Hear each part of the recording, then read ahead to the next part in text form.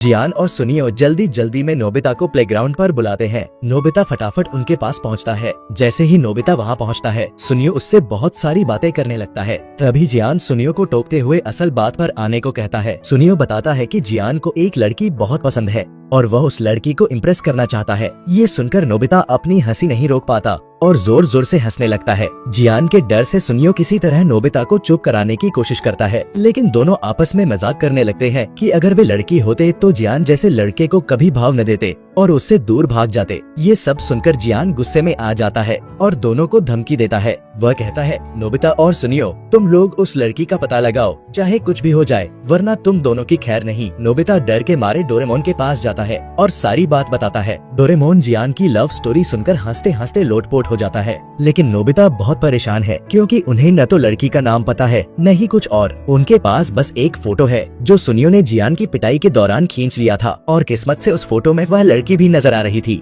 Nobita की मदद के लिए डोरेमोन अपना ऑल पर्पस प्रिंटर निकालता है। इस प्रिंटर की मदद से फोटो में आसपास की ऐसी जगह देखी जा सकती है जो फोटो में पूरी तरह दिखाई नहीं दे रही है। डोरेमोन फोटो को जूम करके देखता है और पता चलता है कि वह लड़की अपने कुत्ते के साथ पार्क में टहल रही थी। इसका मतलब है कि वह लड़की रोज पार्क में टहलने आती है। दोनों ये बात जियान को बताने जाते हैं। ये सुनकर जियान बहुत खुश हो जाता है। नोबिता उसे एक आइडिया देता है कि जियान अपने कुत्ते मुकु को लेकर पार्क में जाए ताकि वह उस लड़के से मिल सके और अपने कुत्तों के बारे में बात कर सके। ये आइडिया सभी को बहुत पसंद आता है। अब जियान अपने कुत्ते मुकु को लेकर पार्क जाता है और बाकी दोस्त भी उसके साथ जाते हैं, लेकिन मुकु को संभालना आसान नहीं था। वह जियान की एक भी बात नहीं मान रहा था। तभी वह लड़की अपने कुत्ते के साथ पार्क में टहलने आती है। वह जियान को देखकर हल्का सा नमस्ते करती है और आगे बढ़ जाती है। जियान उसे देखकर सपनों की दुनिया में खो जाता है। सुनियो और नोबिता उसे उस लड़की से बात करने के लिए उकसाते हैं, लेकिन जियान इतना घबराया हुआ है कि वह उसके सामने जाने की हिम्मत ही नहीं जुटा पाता। बात करना तो दूर की बात है। तभी डोरेमोन अपना एक और गैजेट निकालता है जिसका नाम है मल्टी वॉइस स्पीकर और माइक्रोफोन। डोरेमोन इस छोटे से स्पीकर को जियान के गाल पर लगा देता है। इस गैजेट की खासियत ये है कि माइक्रोफोन में जो भी बोलेगा वह जियान की आवाज में सुनाई देगा। सुनियो को लगता है कि वह इस स्थिति को अच्छे से संभाल सकता है, इसलिए वह माइक्रोफोन में बात करना शुरू करता है। सब लोग मिलकर पार्क के आखिरी छोर पर जाकर उस लड़की का इंतजार करते हैं। जियान मुकु को लेकर वहाँ खड़ा होता है और बाकी दोस्त झाड़ियों के पीछे छिप जाते हैं। तभी सुनियो को अचानक टॉयलेट जाना पड़ता है